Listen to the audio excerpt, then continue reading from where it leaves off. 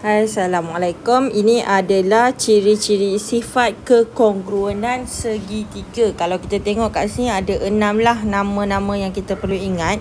Tapi sebenarnya kita hanya perlu ingat susunan sahaja. Contoh, AC ni dia bukannya bermakna kalau ada 3 garis. Garis ni maksudnya AC sama dengan BC sama dengan AB. Dia bermakna yang satu garis sama panjang dengan satu garis. AC sepadan dengan PR. AB sepadan dengan PQ. Kemudian BC sepadan dengan QR. Dia 3 sama dengan 3.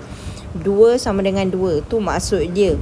Okey, so maksudnya sisi AC sama dengan sisi PR, sisi AB sama dengan sisi PQ, sisi BC sama dengan sisi QR.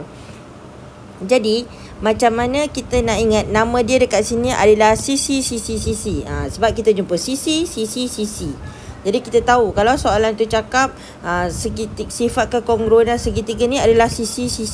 Jadi kita tahu sisi dia orang semuanya sepadan.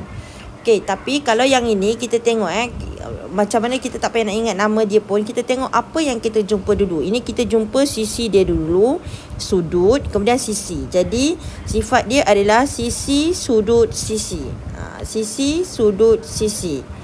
Okey, so maksudnya sisi dia sepadan, dan ada sudut sepadan, kemudian sisi sepadan. Kalau yang ini pula kita tengok, kita jumpa sudut dulu, baru sisi, baru sudut lagi. Jadi kita tahu sudut dia sepadan, sisi sepadan, sudut sepadan. So nama dia sudut, sisi, sudut. Sudut, sisi, sudut. Kita tengok apa yang kita jumpa dulu.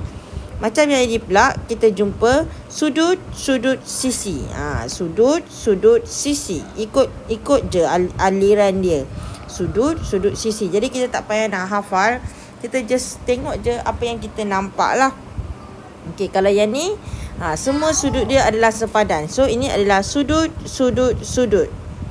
Okey, kalau macam ni pula sisi, sudut. Sisi, sudut. Sebab kita jumpa sisi dulu, jumpa sisi lagi, jumpa sudut lagi. Okey, so itu cara dia. Maksudnya kita tak payah nak ingat satu persatu. Kita tengok je apa yang kita jumpa dulu. Itulah dia jawapannya. Okey, kalau kita cuba tengok contoh kan. Selalunya soalan dia macam ni lah, dia nak tunjukkan kongruen. Kalau kita nak tahu satu benda tu kongruen ke tak, kita kena pastikan setiap sisi dan saiz dia mesti sama. Sisi dia mesti sama panjang. Macam ni kita tengok 10 cm dengan 6 cm sama. Okey, sudut pun ada 25 sama. Tapi kita kena tengok saiz dia sama ke tak, setiap sudut dia sama ke tak, kongruen dia mesti sama. Okey, so sekarang ni kita tengok yang kat kiri ni lagi besar, yang kanan ni kecil. Jadi dia tidak kongruen, tak sama saiz.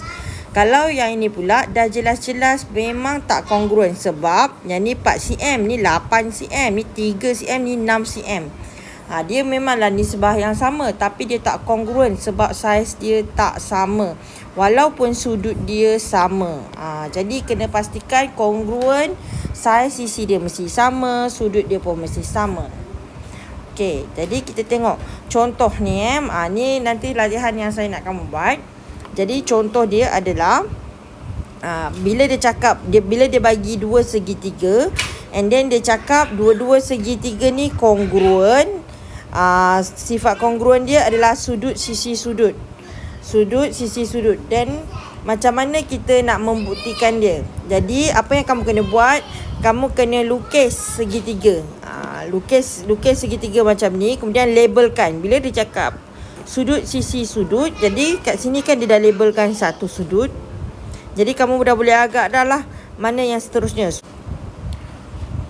Okay, and then dia cakap sudut, sisi, sudut. Bila sudut, sisi, sudut, okay, dekat sini ni dah ada sudut. Jadi mesti sebelum sudut dia ada sisi dia yang sama, kemudian ada lagi sudut yang sama lah. Bila yang sama kedua ni kita double line. Okey, jadi sama juga dengan DEF ni. Dekat EF ni kita buat double line. Dekat E1, and then mana lagi yang sesuai?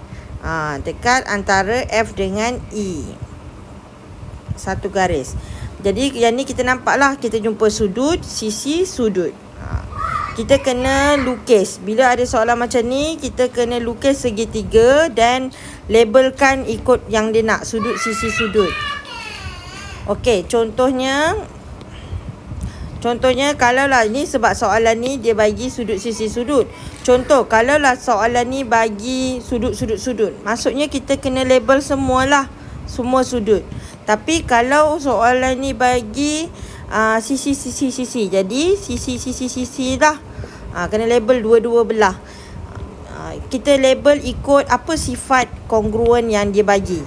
Bila kita dah label ikut sifat kongruen yang dia bagi, lagi sekali tadi, contohnya, okey, dekat sini. Bila kita dah label ikut sifat kongruen yang dia bagi, kemudian barulah kita boleh isi dalam jadual ni lah. Kalau dalam latihan tak ada jadual, kita kena buat sendirilah. Tak ada jadual pun kita kena senaraikan. Kita tengok apa ciri dia. So macam ni kita tahu, kita nampak BC ni panjang dia sama dengan EF. Itulah yang kita kena senaraikan. BC sama dengan EF. Okey, then kita nampak sudut C sama dengan sudut E. Jadi macam mana kita nak tulis sudut? Nak tulis sudut kena ada tanda sudut ni, tanda sudut. And then contoh kita nak buat sudut C. Lepas buat tanda sudut, ada huruf C kan. Sudut yang dekat C. Jadi sudut tu dekat mana? C tu yang kena kat tengah-tengah. And then C tu dikepit oleh A dengan B. Dikepit sudut tu dikepit oleh A dengan B. Jadi A dengan B ni pun kepit juga dalam perkataan. C sudut dia dekat tengah-tengah, nombor yang kepit dia kiri kanan. Sama juga dengan E. Sebab kita nak tulis sudut E, jadi E kena tengah-tengah. E dikepit oleh F dengan D. Jadi F dengan D, kiri kanan. Okey. So selalunya kita buat ikut alfabet lah. DF ke. Okey. Tapi yang pasti sudut tu mesti di tengah-tengah. And then barulah kita boleh buat sudut C. So cara kita tulis sudut C, ACB sama dengan sudut DEF. Yang penting E dia kena kat tengah-tengah lah. FD kiri kanan. Okey, kemudian kita nak bagi tahu yang sudut B ni sama dengan sudut F. So sama juga. B mesti tengah-tengah. B kena kepit dengan A dengan C sama dengan sudut F. F tengah-tengah, F kena kepit dengan D dan E. Jadi ini yang kita kena buat.